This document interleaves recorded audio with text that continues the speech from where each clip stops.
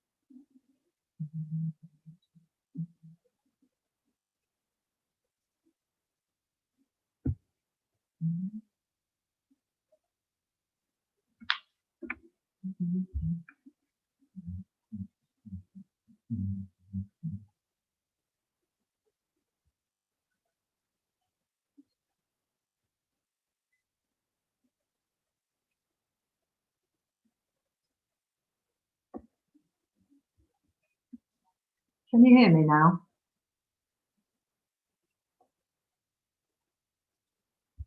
We're just waiting to go live on YouTube. It's just taking a while to do that. Oh. Okay, so we're now live on YouTube. So I just want to say to people who've just joined us on the live stream, we're just having a few difficulties with people getting the link. So if you bear with us, Mark's talk will start as soon as we can possibly get it started, but we're just waiting for various people who booked through Eventbrite to get their links. So bear with us and we'll be with you in a few minutes.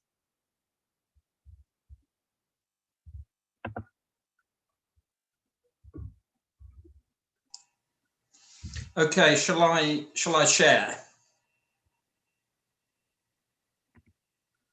Sorry, Mark.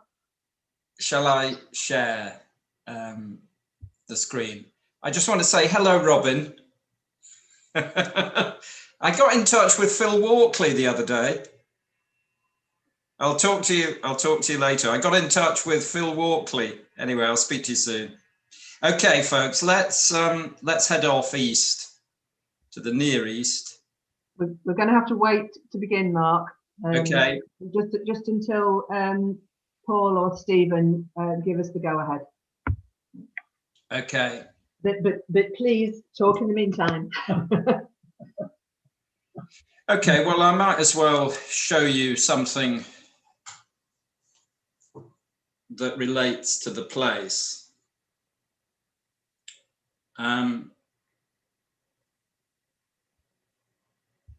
Can I say anything about the talk? No, I better not. Anyway, this is Lake Ohrid, which is not the subject of my talk, and you will see that the title that I've given you is different to the one that's here, because titles being titles, it's not the oldest lake in Europe, Prespa. The oldest is Ohrid, but it's part of a sequence of lakes. And we think of it as a single place, but actually it involves 4 lakes, and this is the biggest. And that's looking over towards the mountains of Albania. And the funny little character in the front is my brother Andy. That's his one walk-on part in the talk.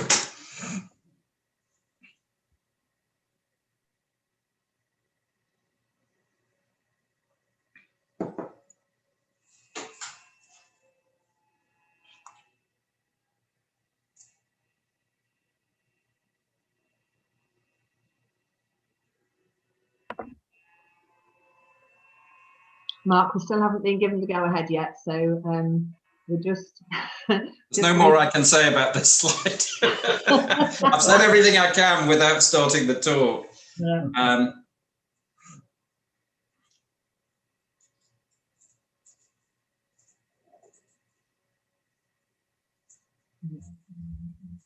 Yeah, I think we'll give it a couple more minutes, Mark, and then if people join late, they can catch up with the beginning by watching it, going back to the YouTube channel and watching it from the start.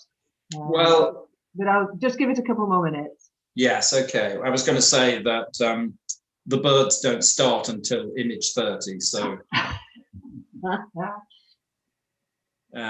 so hopefully the DOS members will get the lion's share of what they'd like to see.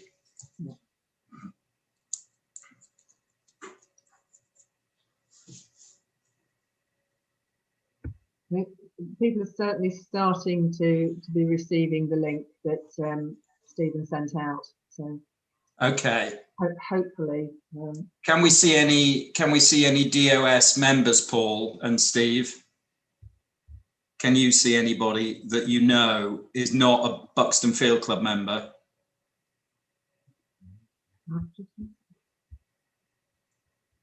I can see Andy Simpson, who I think is probably a DOS member. Yeah, I've seen some. I've had a phone call for somebody who did get an Eventbrite link as well. Okay, so some did, some didn't. But certainly Steve's email, which he sent to everybody, has arrived in my inbox. So okay, all the people who bought tickets through Eventbrite, if they think to look on their emails now, they should get the link. Well, hopefully they'll start to panic that they're not seeing it, and then they can check emails. Yes, that's right. Hope they check emails rather than phone me. As long as you're on mute, I don't mind. Yeah, we're getting some messages in now from people who are DOS members, so it is starting to work. Yeah. Should we start at 2:15? 2 more minutes, or? Yeah, let's do a couple more minutes, and then I'll introduce you, Mark, and then you can have free reign. Eight more are asking for entry or something. No, they're all coming in. It's okay. Okay. So Michael said I'm a DOS member. Janet and Mike, I'm Enviremail DOS member. Dave Horsley. Link working, I'm not a DOS member. Okay, so there are people starting to get in. I've received Steve's email. So that was at 10 past. So yeah, in the last 3 minutes, we're starting to see people come in. Yeah. We've got 27 watching now.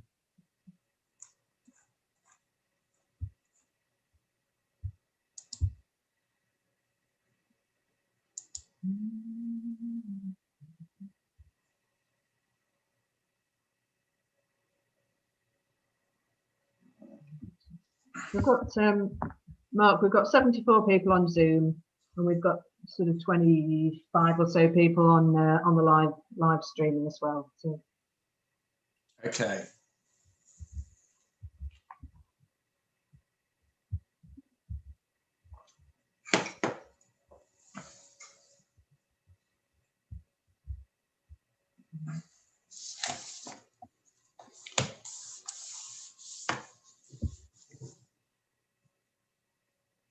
Okay, Mark, so I do a quick introduction and hand over to you? Yes, okay, that's fine. Okay, so a very big welcome to everybody, whether you're DOS, whether you're Buxton Field Club, or whether you're just interested in hearing Mark Cocker. Welcome to all of you, and I'm sure it's going to be an absolutely fantastic talk by Mark. Mark, as you know, is a well-known author.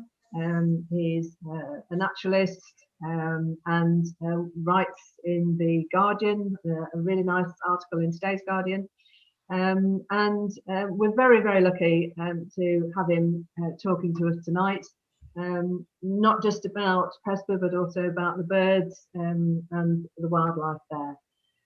So Mark, thank you so much for agreeing to do the talk, and I will hand over to you and take it away. Thank you very much, Rachel. Lovely to see everybody. Lots of people I know. Very welcome.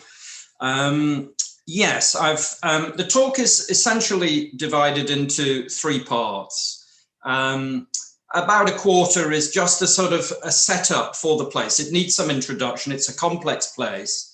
So about 30 images will just set up the landscape and the context for this extraordinary part of Europe, most people have actually never or almost hardly been to the Balkans. It's a complex place. It's difficult to penetrate.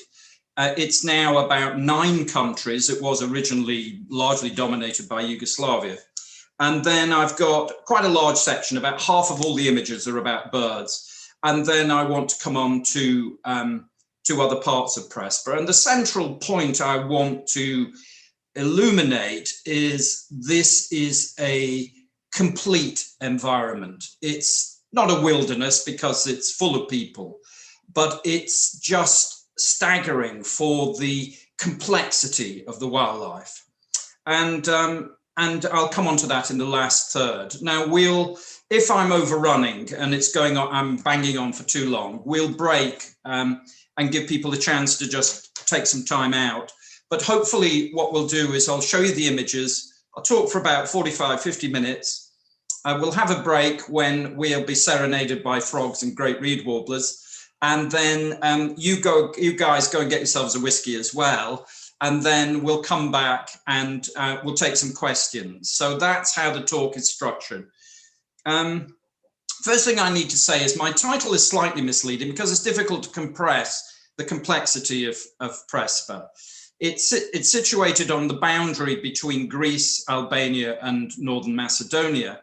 And it's part of a complex of lakes which date to about 3 to 5 million years old. It's a huge lake. This is Ohrid, the largest of the 4 into which the Prespa lakes drain.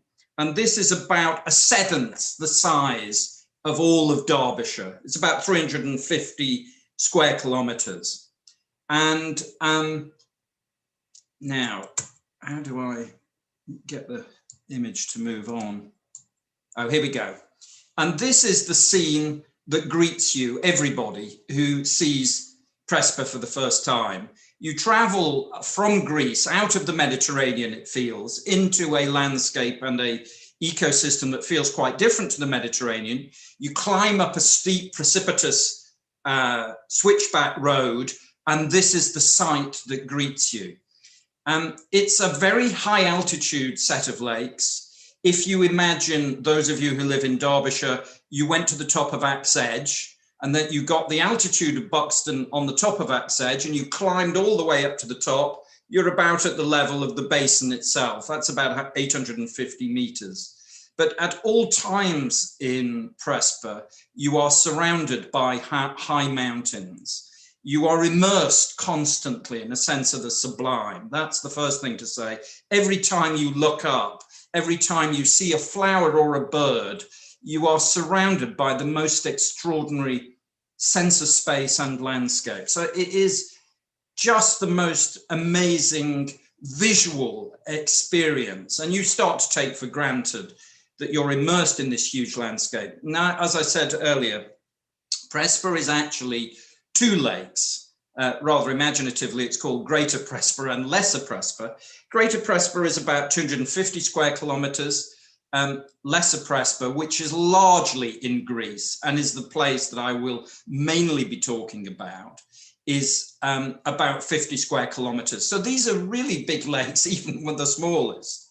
And this is Albanian Greater Prespa. And one of the things you'll see is semi-natural landscapes almost on all sides at all times, very sparsely populated, and particularly in Albania, hand agriculture, many of the jobs done by people bent double in fields, as you would have seen hundreds of years ago here, with donkeys, etc. And these are really wonderful wildlife environments. Here's the extraordinary island of Maligrad. This is again in Albanian Prespa.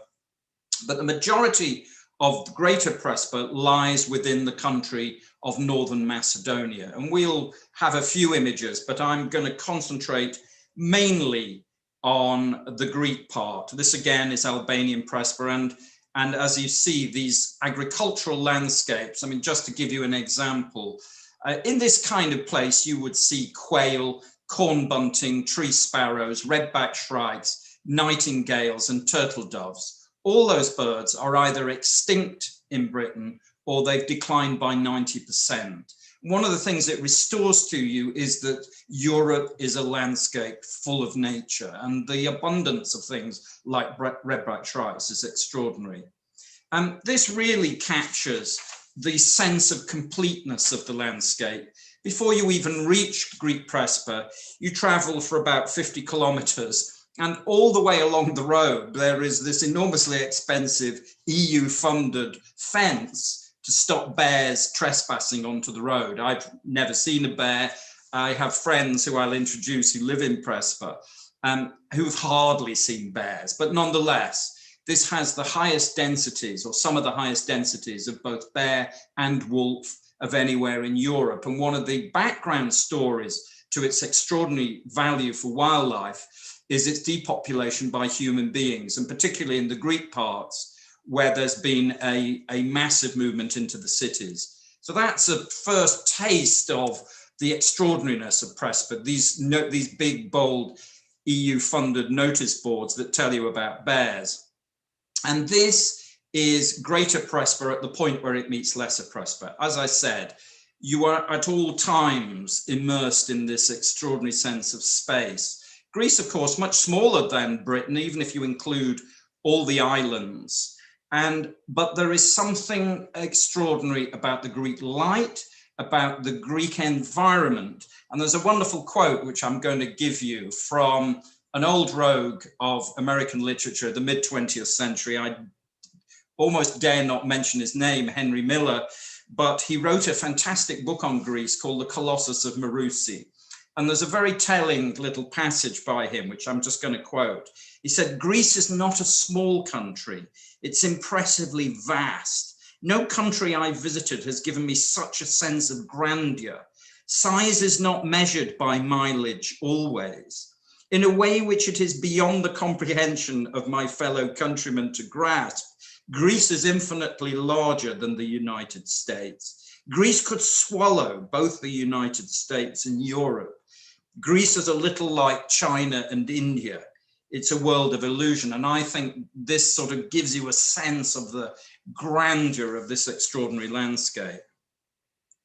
The other thing that I mentioned is that there's been a process of depopulation in which actually the British have had a role. But one of the characteristics which you will see is a process of inadvertent rewilding. It's not truly rewilding, it's abandonment.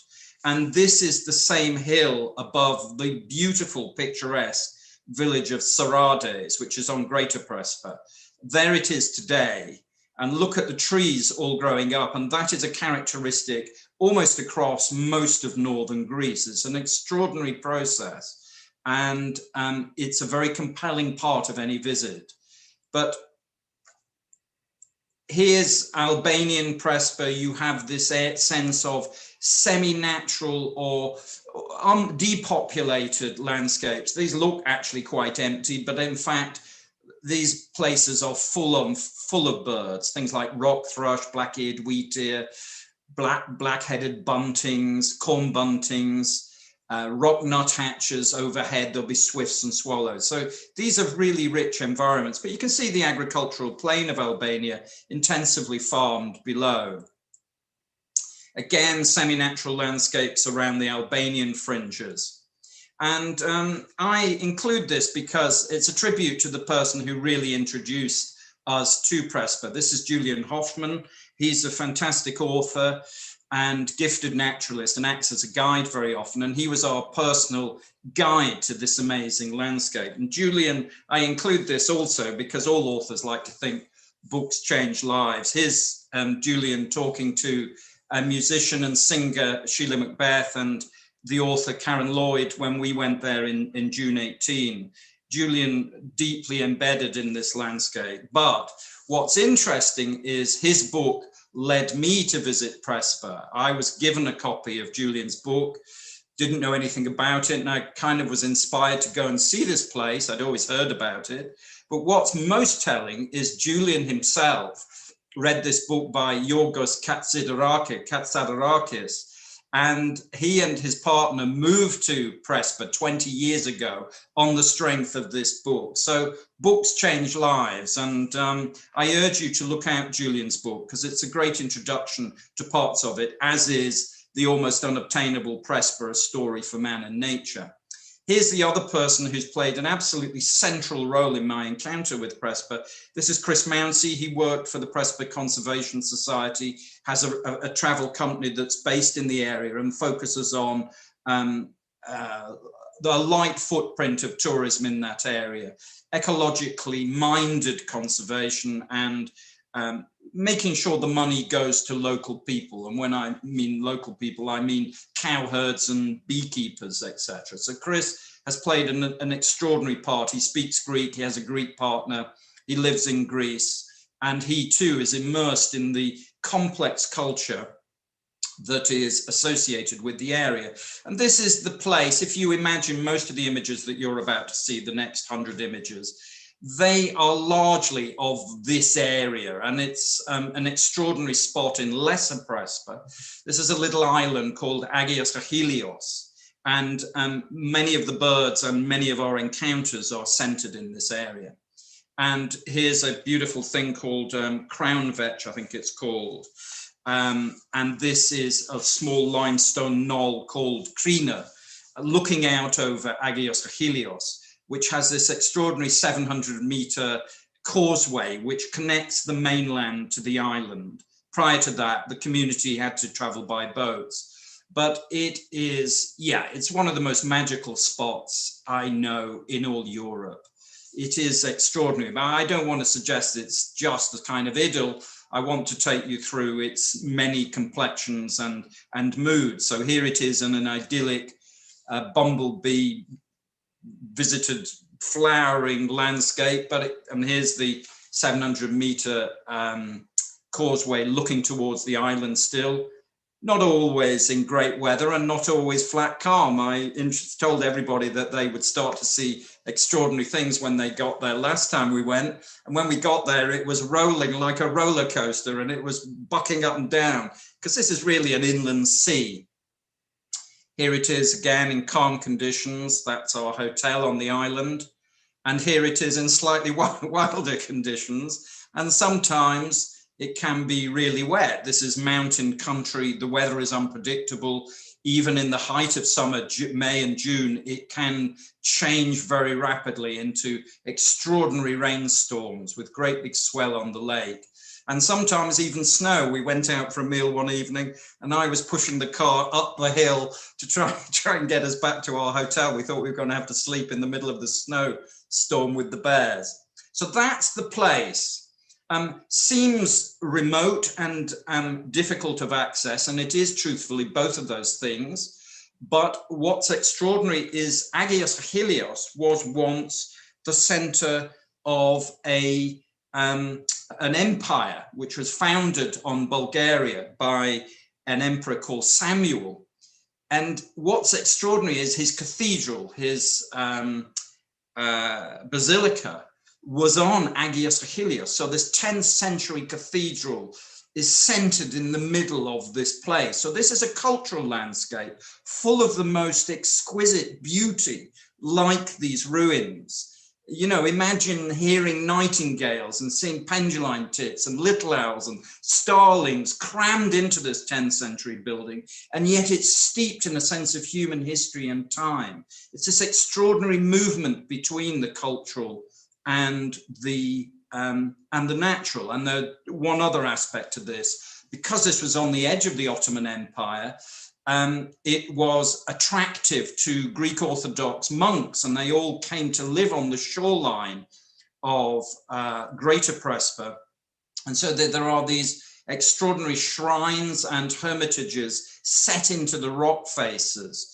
Now you can go in winter and find wintering wall creepers, but you can also find the hermitage of Panagia Eleutha with 16th century paintings on the wall. And it's, you know, it's like seeing, let's not say it's the Mona Lisa, but it's like seeing a really, really expensive painting that you'd find in a London gallery or a museum, but here exposed to the elements, surrounded by the sounds of insects and birds. And it's this, as I say, it's this movement between things which are beautiful, both natural and cultural, which I find, this is probably my favorite spot in the whole of Prespa. This is the Panagia Porphyrion, the Blue Madonna, 16th century painting in this very modest little hermitage, and yet it is steeped in wildlife. So around these walls will be Hermann's tortoises, and there'll be nightingales singing and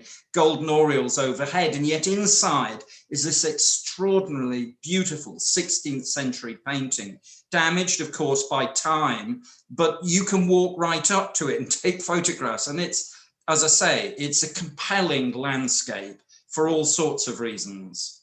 And I just wanted to introduce the power of the place. This is a slightly darker image, and it's a sour note about the British, because this population in Prespa was once much larger, but Greece suffered a traumatic civil war after the Second World War from 46 to 49, in which the British played a baleful role, supplying arms to the Royalist Party, which actually won, driving out thousands and thousands of people from these northern Greek hills. So this town had a population of several thousand. Now it's about the same as Cornford on the border of Derbyshire and Staffordshire, a tiny little village with these extraordinarily Derbyshire-like limestone houses.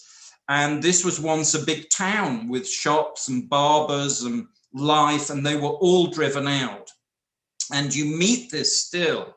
The man who takes us out onto Greater Prespa is called Hermanos. He's 70 odd. He was brought up because he had to flee over the mountains into Albania, driven out by British bombers, blowing people up. And the bullet casings and the bomb casings and the trenches of this battle are there where you see snakes and insects and flowers. You find this history all about you in the location. And yes, the British helped to supply the forces that drove many of the people out, like Hermanos's father and mother. He was brought up in Budapest. He then emigrated to Canada. He's returned to live in Saradis, but he speaks 5 languages. And he is absolutely symptomatic of the human complexity of this Balkan region, where people speak multiple languages. Often, you know, Hermanos speaks 5 languages. He speaks Albanian just to talk to the neighbors who gather on the square in Saradis in the evening. He speaks Hungarian, one of the most difficult European languages to learn. He speaks Russian, English. He's an extraordinary character. He's an embodiment of this place. So it's a rich human story. And now I'm coming for the DOS members entirely to birds, so fear not. So this is the point where the main bird colony exists. And it's dominated by a sequence of islands at the boundary between Lesser and Greater Prespa. And it is it's a phenomenal place. I mean, it is like a city of birds. At any time of the day or night, you can hear the sounds of breeding birds out on this marsh, and from it emanating in radial lines across the entire wetland landscape are flights of large birds. It's one of the most birdy places in Greece. And here is high concentration of the main bird, which really dominates your encounter with Prespa. This is a colony of white and Dalmatian pelicans. Dalmatian pelican, one of the most threatened birds in the world. This is the largest colony of breeding Dalmatian pelicans in the world. It's about 1,250 pairs, and they are extraordinary. I mean, first of all, as a bird itself, it is enormous. I mean, it's one of the biggest flighted birds on the planet. The adults can weigh anything up to 12 kilos. 25 to 30 pounds, and yet they're dwarfed by this huge inland lake, which at all times is some extraordinary color of blue. So it's a very aesthetic place, as well as powerfully wonderful to see this abundance of nature. And this is the largest of the 2 pelicans. This is white pelican. It's less common, but it's in some ways it's more beautiful than than white pelican, than Dalmatian pelican. It's got this extraordinary cerise skin patch on the head with a very bright saffron gular pouch. I mean, Buxton Field Club members will know that there have been some fantastic, Andy has been taking some wonderful shots of cormorants in the Pavilion Gardens. Now, cormorant is a big bird, you know, it's about the size of a heron. Well, it only comes up to the kneecaps of these pelicans. So these are really huge birds. Wingspan is about 3.5 meters, you know, it's bigger than any eagle, or as big as any eagle, I should say. But there are big numbers of them, thousands of them. And this is the star attraction, I suppose, in March when I've been in previous years.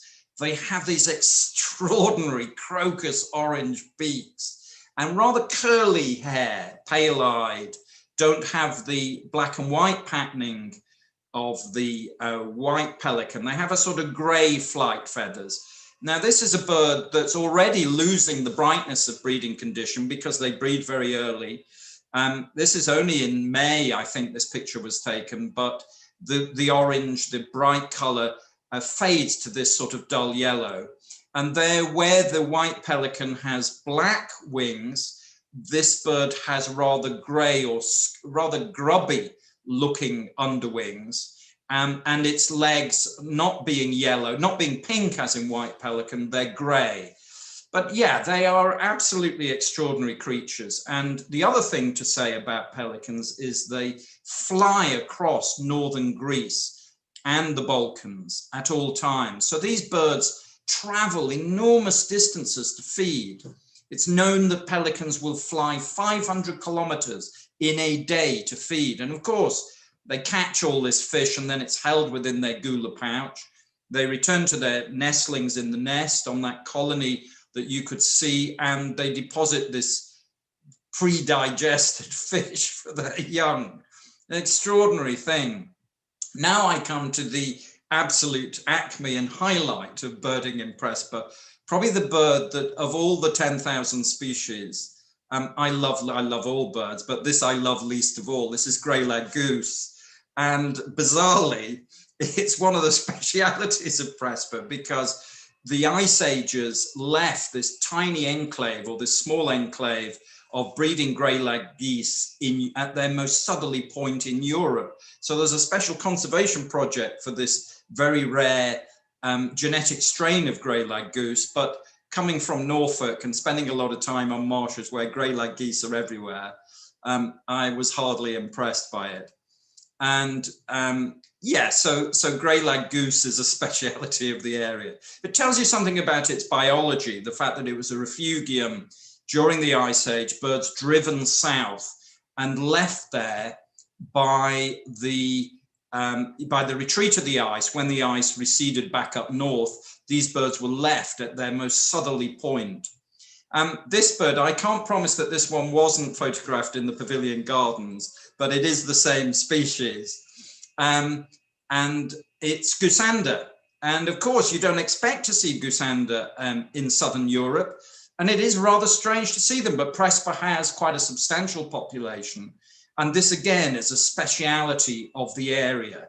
But it tells you a lot about its extraordinary geography and its past. I mean, the other thing I forgot to mention is how deep these lakes are. Ochrid at its deepest, the biggest mother lode, if you like, for the waters of these Balkan lakes, into which Prespa drains, because Prespa is 150 meters higher. Ochrid is 500 feet, 150 meters deep. This is a really, really deep lake, and it is full of endemic fish. In Lesser Prespa, the 50 square kilometer lake that's mainly in Greece, 8 of the 11 fish are endemic. So these places have had an enormously long, enduring history, during which time things have acquired genetic diversity and specialism. Here's another species that is very notable for the area. This is a vulnerable species, or a, what's it called? It's, Yeah, it's one of the lower categories of threat, but it is nonetheless not a common bird. And this is pygmy cormorant. And I think there are 750 pairs of pygmy cormorants. And again, they're part of this endless airport traffic of birds overhead. It's extraordinary. Here's one in flight. It's much smaller. It's only about 18 inches. And then there are hundreds and hundreds, if not thousands, of herons. Night herons, there are about 70 pairs of night herons. Day or night, these birds can be flying over.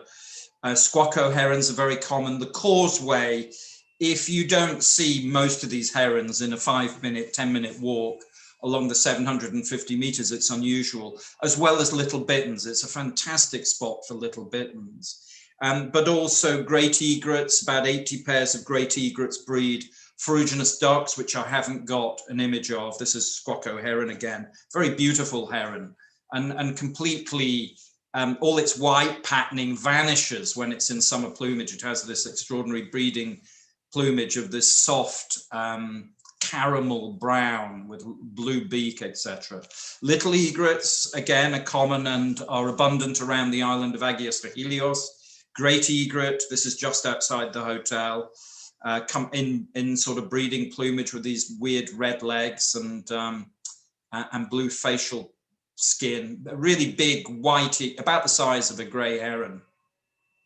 And great crested grebes, another abundant water bird at all times, and breed in very large numbers. But what's extraordinary is Greater Prespa is a wintering site, and I think it's somewhere between 10 or 15,000 great crested grebes arrive there in winter, and you can easily see a flock of 500 great crested grebes even in September. So this is a really important wintering site for wetland birds. I mean, its populations are not just its breeding numbers, but the birds that come there in the winter.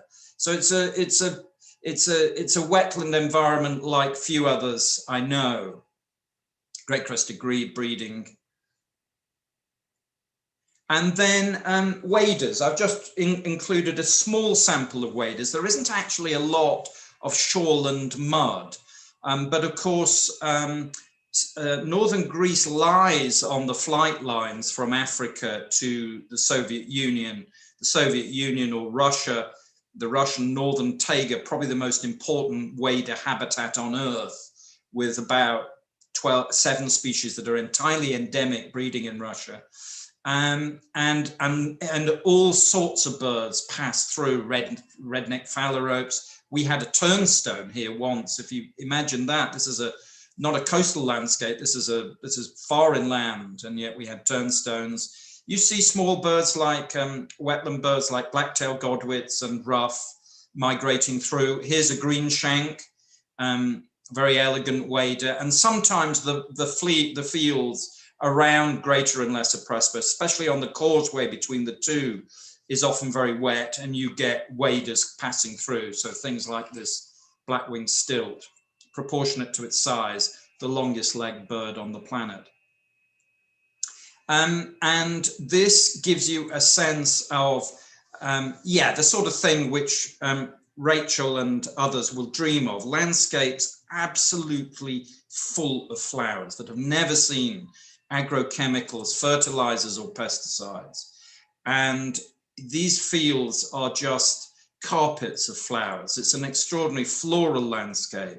This again is in Albania, and lots of small birds in these kinds of areas, things like wryneck, redback shrike, nightingale, black-headed bunting, as I've said before, turtle doves, quail.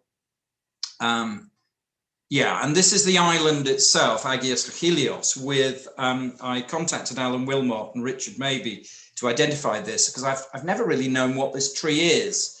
And the island is covered in them, and it's actually a very Derbyshire landscape. It's got these hawthorn-like prickly trees, but are very old, and they're apparently a wild pair.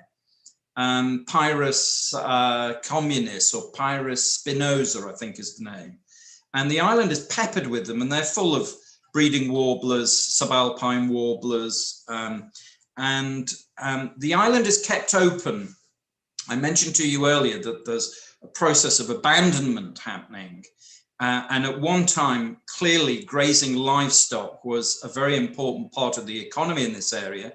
This is actually the Prespa cow. It's a rather beautiful, reminds me of Jersey or Guernsey cattle, tiny little thing. It's a dwarf cow, almost like a Galloway or something like that, presumably very primitive and very hardy, and keeps these open swards, which are so smothered in flowers. So there are quite big herds of these cattle. And to the left of here, you're in Cerrades again. There's a lot of abandonment. So many of the field margins are growing up into woodland. And there is an issue here because eventually these habitats for things like red-backed shrikes will become less common. And this young scrub, which you can see at the back here, along the back of the slope, is really, really increasing. And actually, it's not that great for wildlife. So the point I have made in a previous talk is that humans are great agents in this landscape. They play a part in its matrix of complexity. And yeah, it's a fantastic, and this is the point I really want to get across, is the completeness of the place. The memories that people like Vic and Sheila will have of when Derbyshire was full of nature. And one of the things that brings it home to you is the abundance of hirundines. And I can remember scenes even just out the window here where house martins and swallows would go and collect mud. In fact, I think the absence of mud and poached margins to rivers may be a factor in the decline of things like house martins, because they can't find mud to make their nests. And that's one of the great things about cattle as opposed to sheep. They poach these margins and these huge flocks of house martins. And the other thing is the delightful tolerance of the people. So there were great restaurants at Cerrades, all outside with canopies where you can go and eat, you know, and they don't knock the nest down. Everybody has swallows. Wherever there's an open space and a cavity, a cave-like cavity, they all have swallows nesting. And all they do is put a little piece of cardboard underneath it, you know, all this fetishized obsession with tidiness. And what you find here, it's not universal. I'll come on to some parts of their behaviors, which are terrible. But their attitude towards these hirundines is fantastic. It's so heartwarming to see them accommodating nature and loving its presence among them, and the abundance of nature and the well-being of the people seem part of the same process. Here's another bird that's common in the area. This is red-rumped swallow, beautiful bird, and with this extraordinary nest. Again, all made of mud and very complex. Each little gobbet, I often wonder if humans didn't learn to make mud houses from watching what the house martins were doing. And each little nodule of mud is the beakful that the bird has inserted into this extraordinary funnel-like nest, which is stolen in Spain by white-rumped swifts. And in fact, it's one of the reasons why white-rumped swifts have colonized Spain, because red-rumped swallow has itself colonized Europe. These birds have followed them. So they make homes for all sorts of people. And here's a little red-rumped swallow in its nest hole. Anyway, a few more birds before I come on to the other parts of nature. Lovely ravens, very common bird in this maquis scrub, and abundant. And another bird that's a speciality of the area, very common, is a penduline tit. And I remember reading about how Italian children would use their nests as slippers, and I can kind of see it. They make these fabulous nests which they suspend, and you often find them, and Julian's very good at taking you to see one, but this was one of the group spotted, and it was an absolutely perfect thing. Quite a long way away from water. They're not always over water. This was over a piece of sort of Derbyshire limestone pasture with cattle, etc. Here's a sort of classic bird of this landscape, and then really heartwarming to see birds that we've lost just being just abundant and commonplace and ordinary. And yeah, they're very numerous. And of course, it's a reflection of the extraordinary invertebrate diversity that would Steve Orich into the stratosphere with delight. It's a fantastic place for bumblebees and beetles and things. And in the autumn, it's full of migrant birds. So when we were there in September, wood warblers were coming through. You know, wood warbler, which I virtually can't find in Derbyshire, is there in huge numbers. I mean, yeah, really big numbers of these birds passing through in autumn. And then dust storms of tree pipits. You know, you walk along the causeway and you're flushing up 70 or 80 Flava wagtails, yellow wagtails of the Balkan breeds, and tree pipits. And it's just the sheer abundance of stuff, which is fantastic. Here's a nuthatch, European nuthatch, and common in the taller and more mature woodland. And then pallid swift breeds in the surrounding towns and stays on much later than our swift. And then this is a bird that occurs in our hotel. And it kind of, yeah, it's the way in which nature becomes part of your sort of domestic experience. You're in your hotel room and these guys are perching just outside the window. I'm sorry to say, Steve, that these are emerald dragonflies being stuffed like fury down the gullets of nestlings. And these things are coming back with mouthfuls of dragonflies every few seconds and minutes. Imagine the abundance of these things for them to catch them so quickly. So the starlings and sparrows, there's an enormous colony of both in the hotel. You're forever assailed by the sounds of these birds. And of course, the starlings there aren't mimicking curlews and tawny owls. You know, it's golden orioles and things that are local to that area. So it's a wonderful part of the experience. White wagtails, of course, breed in the area. And sadly, I'm ashamed to show you a picture of a nightingale in the hand, but it's so difficult to get close to nightingales and you almost never see them. But the place is drowned in the sounds of nightingales in May, almost everywhere. I mean, it's a commonplace bird in Greece. I mean, nonetheless, you do occasionally stop and just listen because some of them are fantastic. And here's one. This is the kind of view that you're lucky to get. It's actually quite a drab bird for such an amazing songster. And yes, this allows me to deviate a little bit. I hope the DOS members will forgive me because I'm going to move on to other parts of nature. But the point I want to make is that, you know, if you're interested in birds, you really have to be interested in the other parts of life, because the next sequence of photographs I'm going to show you are just a short-toed eagle at an earlier stage, because short-toed eagles are migrants to Europe and feed almost entirely on reptiles, particularly snakes. The old name for it was snake eagle, and lizards. This is a principal part of this bird's diet. It's quite a common bird at Prespa. Big raptors are in short supply: marsh harriers, buzzards, short-toed eagles, and kestrels, probably peregrines, and one or two others. But it's not a great landscape for raptors, and Greece has problems with poisoning. But this guy is quite common, and this is what this fellow eats. I have never been to a European landscape that is so rich in reptiles. I think it has 23 reptiles in total in the park, 60 mammals, 280 birds, of which 140 breed, and its floral diversity is greater than all of the UK. This is a park of 250 square kilometers. Its floral diversity exceeds the 60 million acres of Britain. So it just tells you how rich it is. And this is the largest snake in Europe, and is common on the causeway as you're going to your hotel. And these guys are really gentle, but they're big buggers. They're really long. They can get up to 2.5 meters.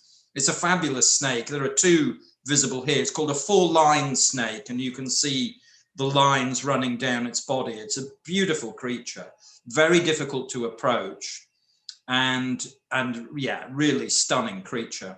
Here are two snakes. It looks like one. It's the head of a 4-line snake and the tail of a viperine or a grass snake. I can't remember which.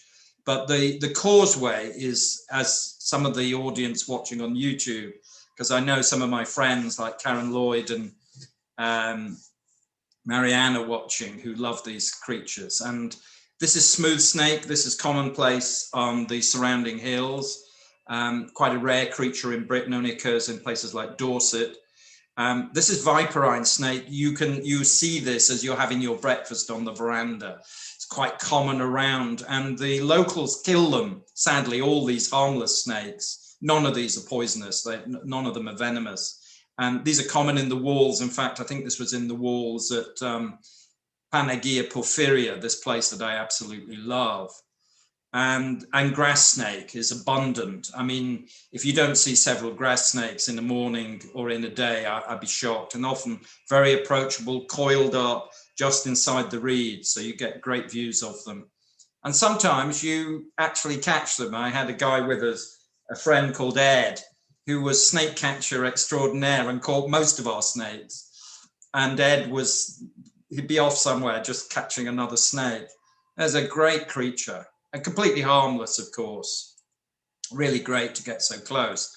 Now this one, not so, I don't think Ed would grab this quite so willingly. This is Europe's most venomous and dangerous snake. And I was with Julian and my wife Maria, and we were walking along, and I think it was Maria who almost put her foot on it.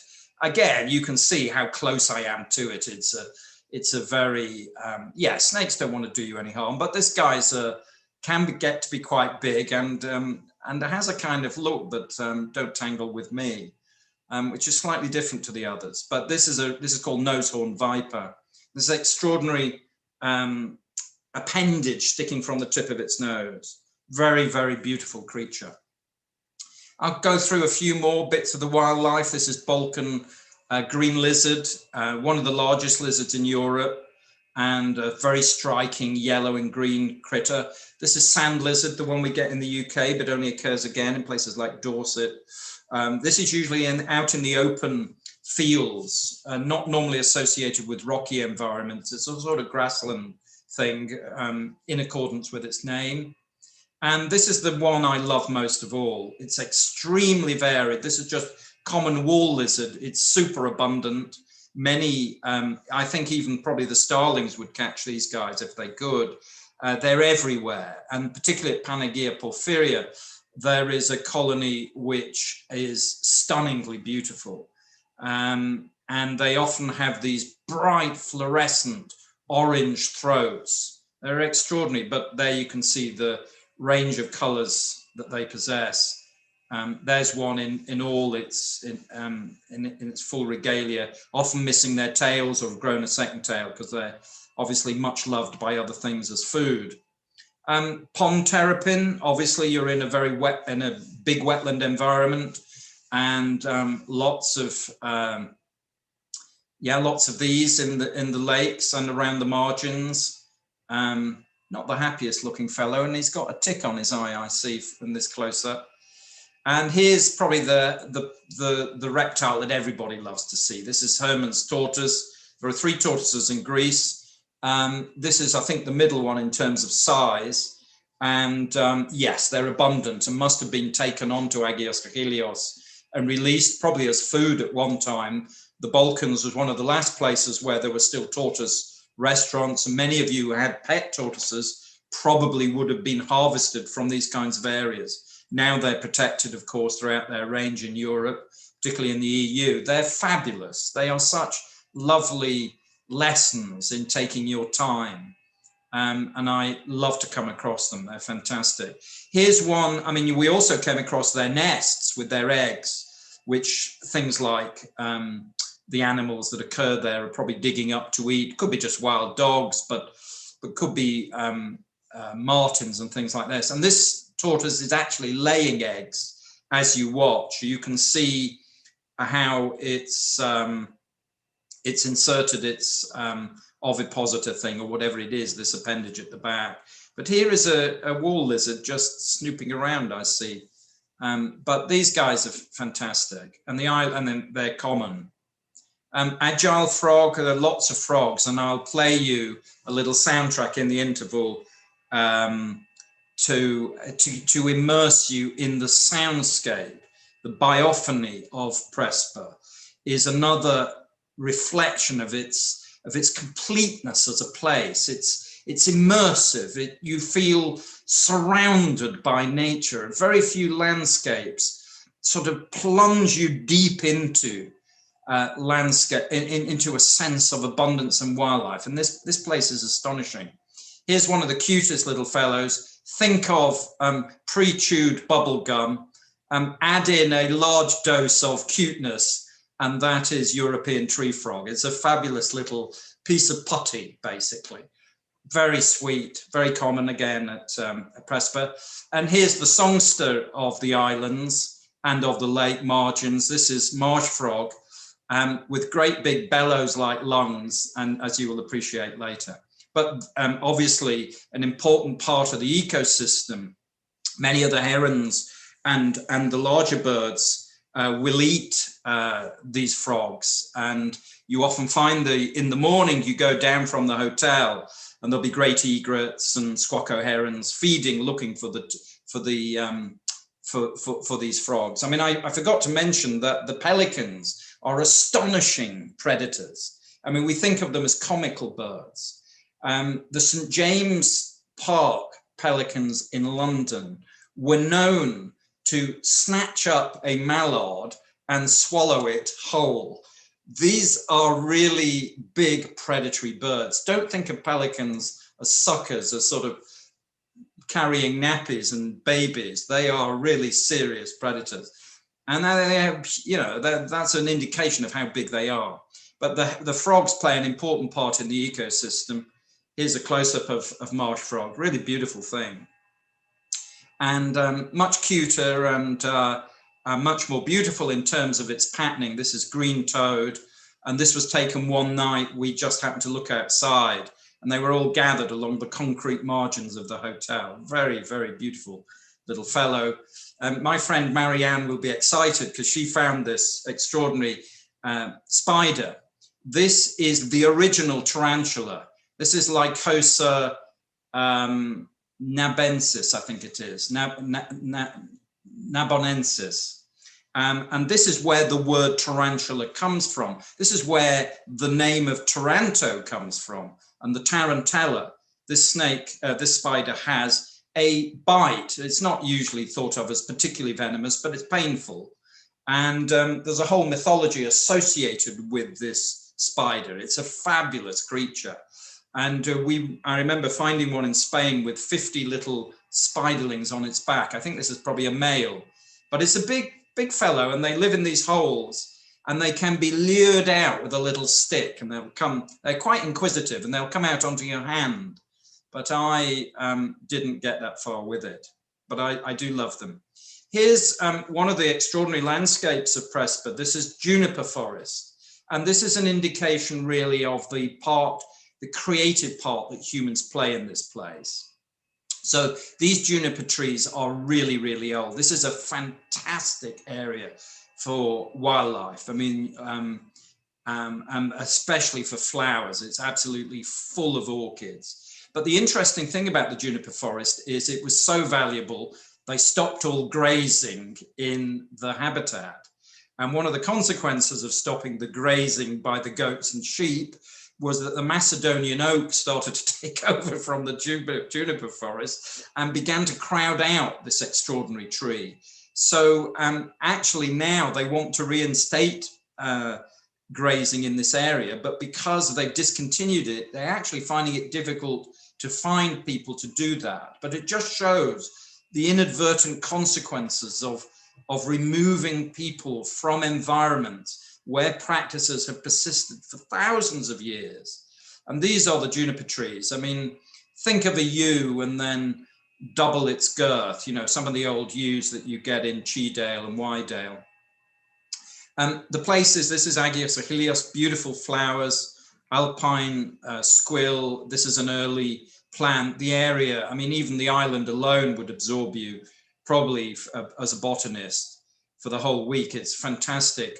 Cardoon thistles, these are spectacularly good for bumblebees. It's a great area. I haven't included my pictures of bumblebees, but I found some really beautiful bees that I've never seen before. And that's just an indicator of the abundance of orchids. These are lax, I think they're lax flowered orchids on an Albanian margin. And this is, I wouldn't say it's typical. It was special enough for us to really luxuriate in the presence of these extraordinary orchids. But you're talking about, you know, maybe 10 acres of this flower everywhere we looked. It was a horizon, this extraordinary color, blended with the beautiful yellow rattle. Yeah, it just gives you a sense of the kind of rainforest-like richness of these places. I think this is silver sage. I'm not absolutely sure. This is back in the, and if anybody can correct any of my misidentifications, I'd be very happy. But this is an abundant flower, and then some fantastic orchids. This is lady orchid. I'll just show you a few. This is late spider orchid. Rather plain looking species, but has these amazing metallic patterning on the lip. This is milky orchid, one of the really beautiful ones, and all these orchids can be found, you know, within a single square meter. Then it's not as if you have to scour the landscape. The place has got many of them. And then these extraordinary poppies and the alkanet as well. And these kind of ruderal weeds, which are along the roadside, are fantastic for insects. And they're just full of the sounds of Orthoptera and feeding dragonflies, bumblebees, butterflies. And this is just outside Serades, one of the crucifers, blanketed in color. It's a really, this is a thing called Orlea. This is a crucifer, not a crucifer, umbellifer, Orlea grandiflora, I think it's called. And again, you get these extensive silver white carpets of this thing. It's a really fantastic flower. And there you get a sense of the complexity, the garden-like complexity of these stony limestone outcrops. Just a sheer abundance and of color and life. One or two insects now. This is a thing called antlion, extraordinary predator which digs these holes in the ground and then sits in the bottom with these huge ferocious jaws. This is the adult form, but like a rather primitive dragonfly, an extraordinary creature. And then I just want to go through a few butterflies. It's a great landscape. I think it has 3 times the number of butterflies in Prespa, as you can see in the whole of Britain. I think it's something like 180 species. So it's a fantastic place for butterflies. I mean, very difficult because they're often so similar. I mean, you could devote your entire, in fact, you could have holidays devoted to the birds, you could have a holiday devoted to the flowers, and you could have a holiday devoted to the butterflies. Each is completely immersive. The problem is you're seeing them all simultaneously, and you're kind of drawn in multiple directions. This is black-veined white, one of the easier ones to identify. This is, oh God, its name has eluded me. I've got it written down, hang on.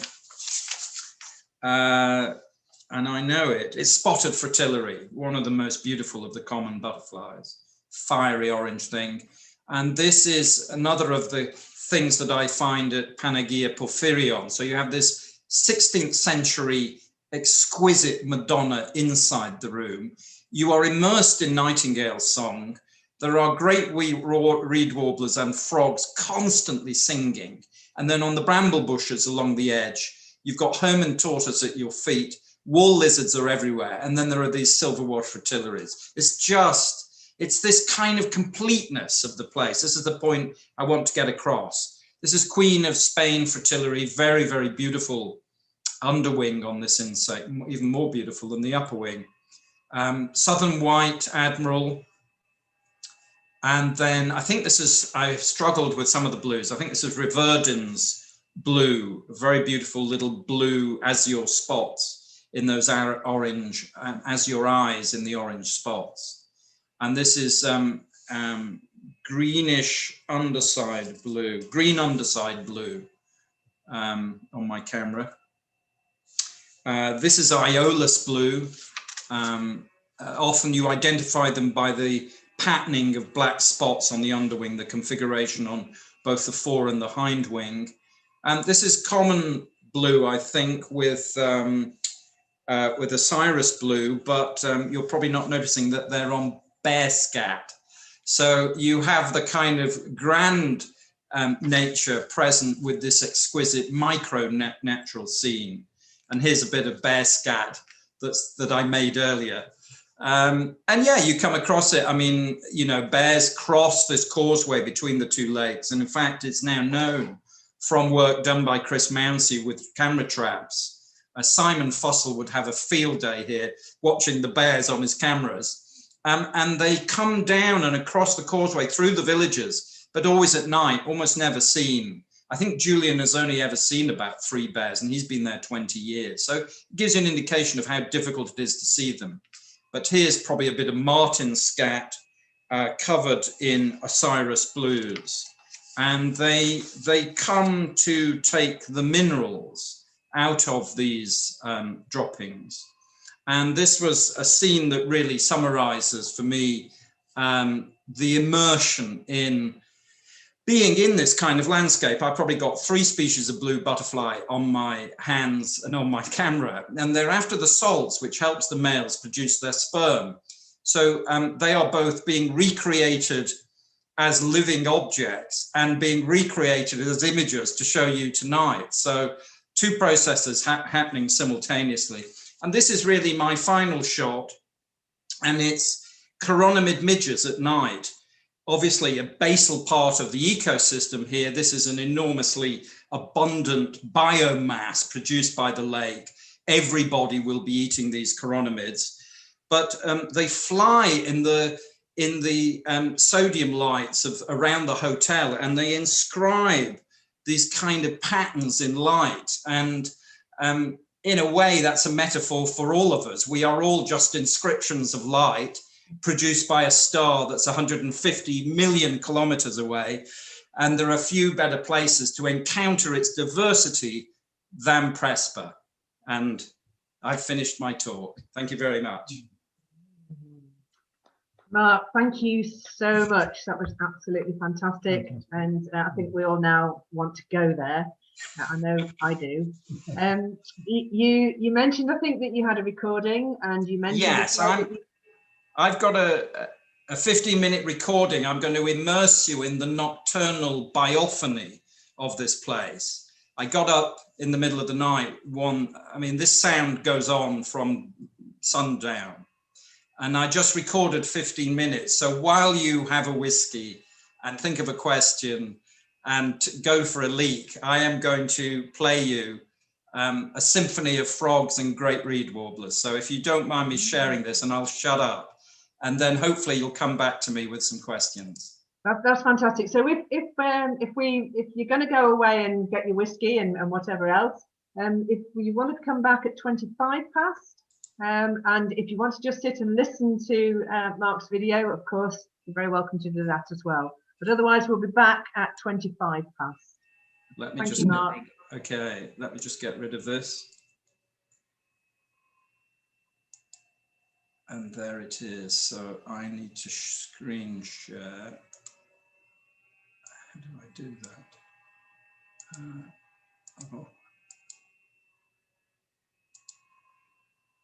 Screen share. Blast screen. Okay.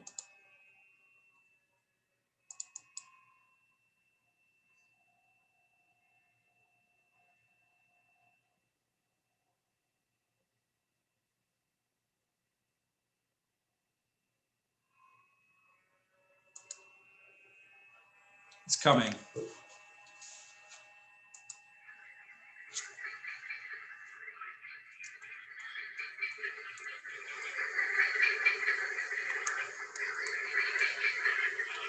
Can you hear it?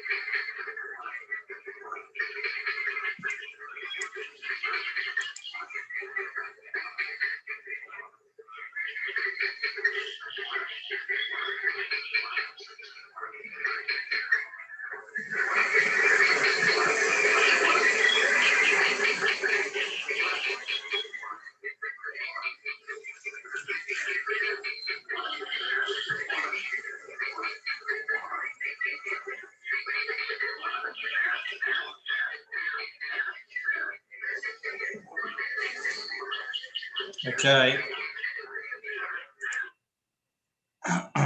Share. Share. Do I advance? Okay. Okay.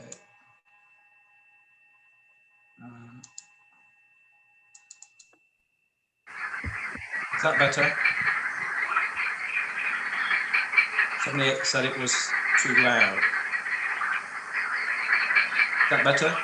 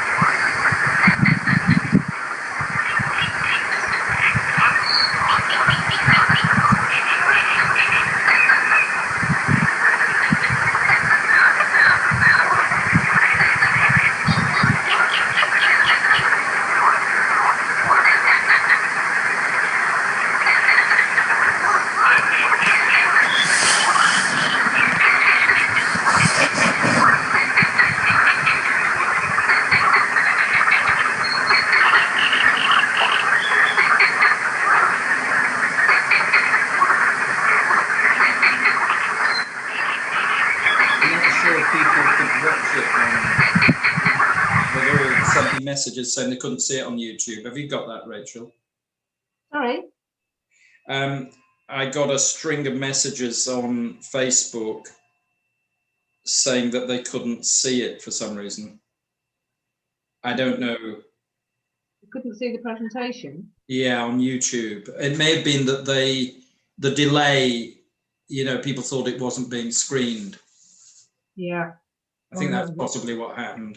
It was, I was watching it the whole time. It was on because Dave was watching it. So yes, okay. I've seen that it was on. So I think it was the fact that they came and saw nothing, and then thought it wasn't being screened. So yeah. Okay, should we move on to questions? Yeah. I've made it so that everybody can unmute themselves if you want to ask a question.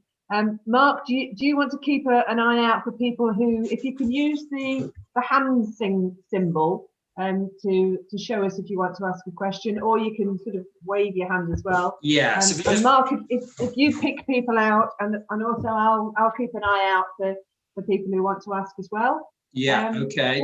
Will do. So, or you can flag me on whatever it is. What's it called? Chat. Yeah. Okay, so if you want to ask a question, please go ahead. Who would like the first question? And remember to unmute yourself, please, when you're about to ask a question. Not a single question. Jill Williamson. Mark, how stable is the rich completeness of Prespa? Are there any directions of change in evidence? And if so, what are they? Well, I think it can only get better. Right. People, it's one of the most depopulated parts of Europe. That has its consequences in terms of some of the butterfly and floral diversity, because truthfully, it relies on grazing, and this is not true rewilding, it's abandonment. And it's definitely an issue. But it will, if it continues, and an area the size of Italy, that's bigger than the UK, in Europe is currently in abandoned agriculture. So the prospects of us being able to rewild these areas is fantastic. But in the short term, there may well be some losses, because the ecosystem as we see it and has existed since for the whole of the Holocene, probably about 10,000 years since the Ice Age, when these lakes were formed, or the early Ice Ages, not the last Ice Age, but you know, Ice Ages at the very beginning, I don't know, the Worm Ice Age. They have evolved to accommodate us as pastoralists. But when this forest becomes climax forest, and when that climax forest is repopulated with something like bison, which is conceivable, then the possibilities are endless. But I mean, yeah, it's a very, very interesting landscape, as I say, because of its sense of completeness and its diversity, etc. And I can't really see how it could go wrong. I mean, there is intensive, I wouldn't want to suggest it's a kind of nature paradise. I mean, there is intensive agriculture with chemicals very close by, bean agriculture, which uses the water as irrigation. But it's relatively small, because the areas that are susceptible to agriculture are small. And you see in Albania, you know, they absolutely intensively farm that flat area, which was one of the original 4 lakes. They've drained it completely and destroyed it. So there is destruction, but I can't see how they could do very much to these mountain areas unless they started to log them or something. And there are very substantial national parks. So I think for the foreseeable future, it's difficult to imagine that they are particularly threatened. Yeah, it's a very positive story. It's a tonic for the soul, I think. Anybody else? Yeah, Tricia. One related question, not necessarily about nature. Can you tell me a bit about Albania? Was it supposed to be the poorest country in Europe? And was it ex-communist? So is this the country that people are abandoning? No, Albania, well, I mean, Albania is a big country. I've only seen a small part of it. But what's extraordinary to me is Albania is surging ahead economically. It has this kind of vibrancy that getting rid of Hoxha, who was their dictator until the 70s or 80s, has kind of lifted the lid on capitalism in Albania in all its rawest condition, drugs, you know, crime, etc. And but the number of flashy Mercedes, where on earth they've come from, I don't know, is astonishing. But it's a very vibrant. I mean, what's really remarkable is we go to a town called Korça, which is an old, stylish Balkan Muslim Ottoman commercial center. It's so cultured. It's beautiful. I mean, it's, you know, we have this impression, Pat, of Albania as poor and backward and full of peasants. It's kind of stylish Balkan Europe. It's really quite remarkable. And obviously, you know, you're not getting close to the ground zero, but you get a sense of a very vibrant society that is surging forward economically, in a way that actually you imagine it might overtake Greece, because Greece is slumped in a depression and has been since the crisis, and has had real trouble. It's a really complex story. I mean, you know, I spend lots of time with Chris Mounsey, listening to him and Julian talking about the Balkans. It's very, very, I mean, it's, you know, Macedon, when I was a child, was a vegetable, which was mixed vegetables. Everything that Macedon was and it's so jumbled up. It's very, I mean, even if you read the books on the Balkans, you come away still confused because it's so complex. But it's fascinating, is what I say. The human story is as rich as the natural story. Presumably the abandonment, people going into the urban centres, presumably. The abandonment of the countryside. Yes, I mean, you know, one of the key movements in Greece is from the rural poverty of Greece of the early part of the 20th century, post-liberation Greece of the 1920s, towards the urban, cosmopolitan, middle-class, wealthy world that the EU ushered in. But of course, that was on a false premise to some extent, because it was flooded with money from Europe, and things went tragically wrong after the Greek Olympic Games in the 90s. And then with the crisis, and we had on our screens the constant problems that Greece failed with debt payments up to the EU. And it's really struggled, and it really hasn't emerged from this crisis even now. And it's the kind of speed of change of Greek culture. I mean, you know, I need other people who are more steeped in it than I am, but my impression is that Greece has really struggled with its, you know, we are all emerged from what we thought of as the depression of the 2008 and have met the new crisis of COVID. But Greece has never really left it. Mm. And it is really striking in some of those towns in northern Greece, how impoverished Greece has become. So the human story is fascinating there. It's totally unlike Mediterranean Greece, you know, Zeus and temples and ancient classical Greek culture with gods and things. It's a completely different Greece. It's not like, you know, if you've been to Corfu is not a good example because it's quite close, but if you've been to any of the Mediterranean islands or Athens, where you're steeped in a sense of Plato and Socrates, and, you know, it's totally different. It's a very different cultural world. is all I can say. Thank you. You just have to come with us. Thank you. Who else just has a question that they'd like to ask? Anybody want to wave? Steve, do you want to unmute yourself? Yeah, but Mark, what's the best time of year? I mean, it looks like every time is the best time, but which particular month would you recommend? For you, Steve, which I know that you'd be interested in seeing insects, I would say May is very good. Obviously, you know, everybody loves May, and it's at its best. But actually, June, it's good at almost any time, as you say. But for insects, if you wanted bumblebees and dragonflies and things like that, you probably want June or July. And of course, it gets really hot. It gets very hot in high summer, scorching temperatures. But I think you probably get your butterfly diversity at its greatest in June.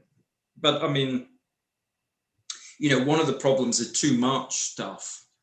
And the butterflies, the blues, I mean, you know, you're really, really struggling. There's a lot of close attention to tiny details. So, but I would say any time in the summer. And yeah, it's very good. I've been in March. I mean, I love it. I mean, you know, because I'm interested in this kind of, I can go in September and feel completely fulfilled, even though it isn't at its absolute maximum. So I didn't worry I've never worried about when I've been there.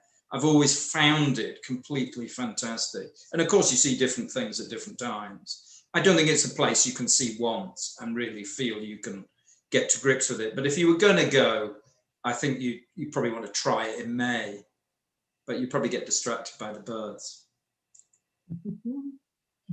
Thank you. Another question from anybody? Yeah, Chris? We went to Oakrid twice in the 1980s, and we've got friends in Bitola. And we just wondered, is it possible to get there, particularly by train? We don't fly it now. No.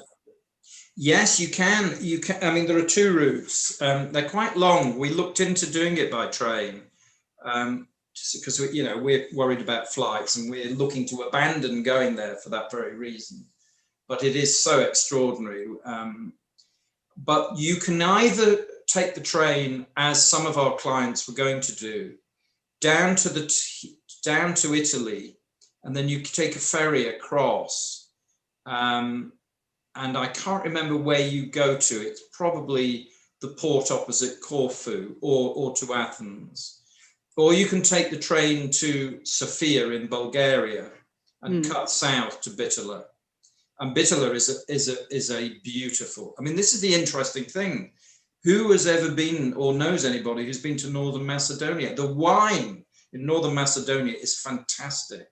Bitola is a beautiful, obviously it's steeped in a sense of communism. I think Tito was born there.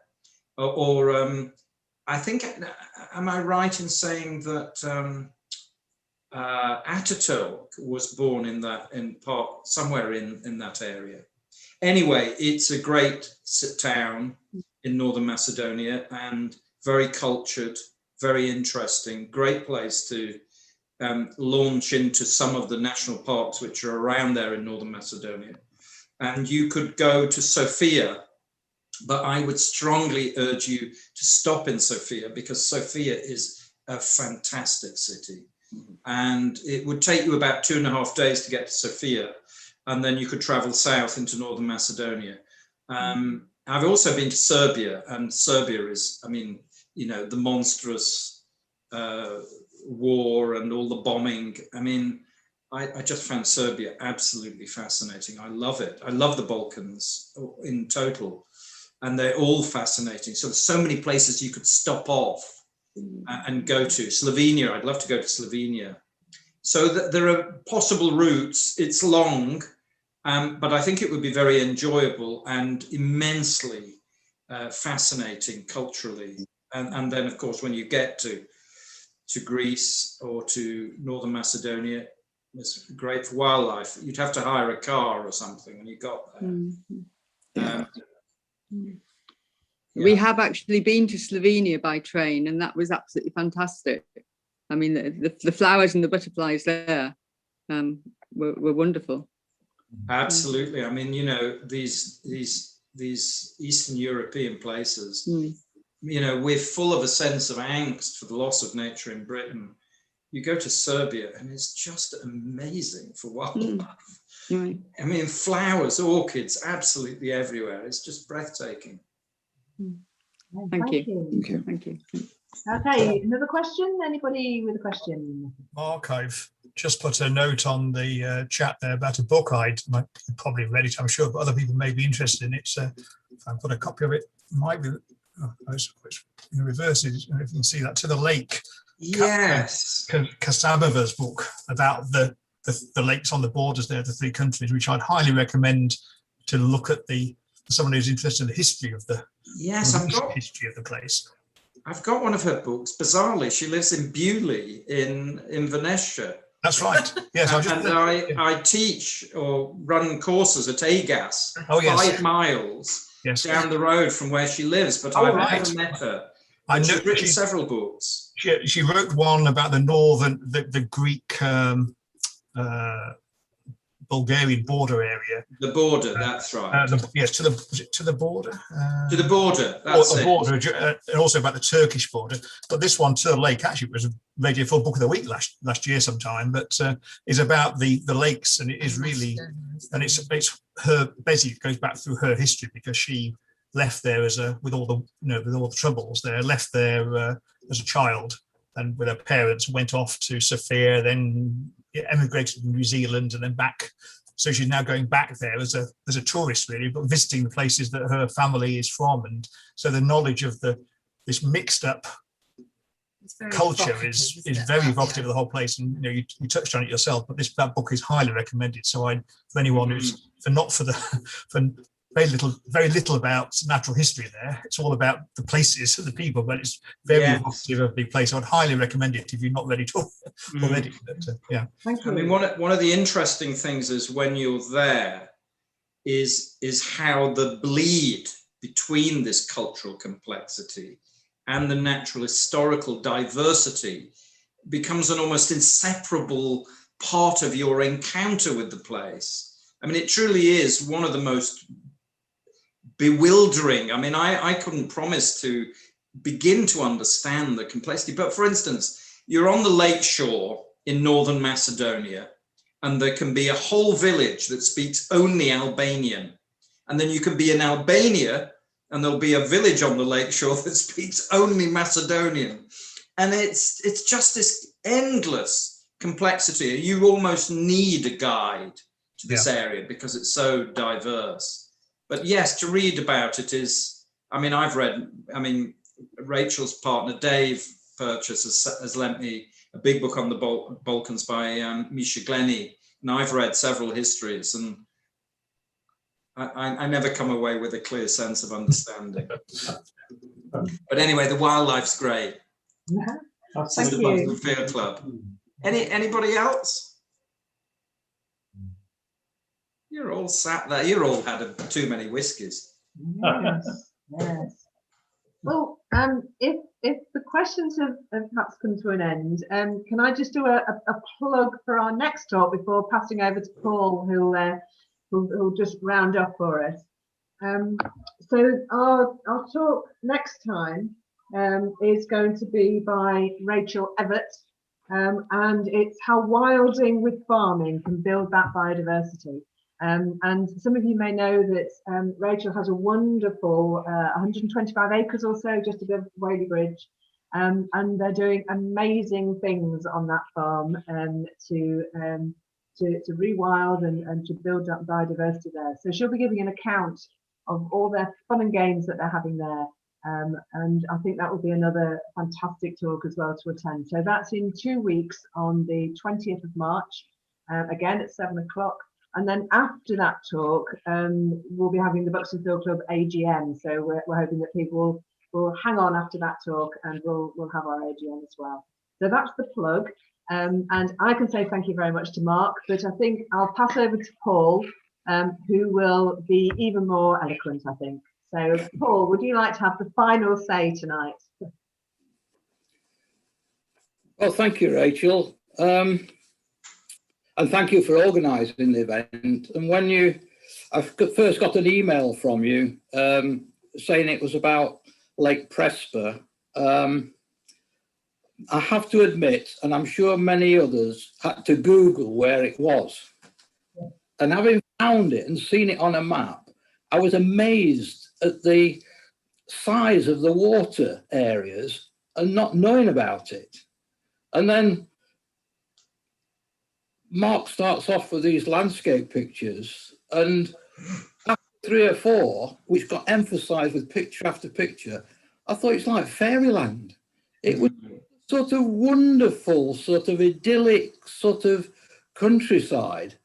And then as we went on, the way that you integrated and gave us a picture of the flora and the fauna as one big ecosystem.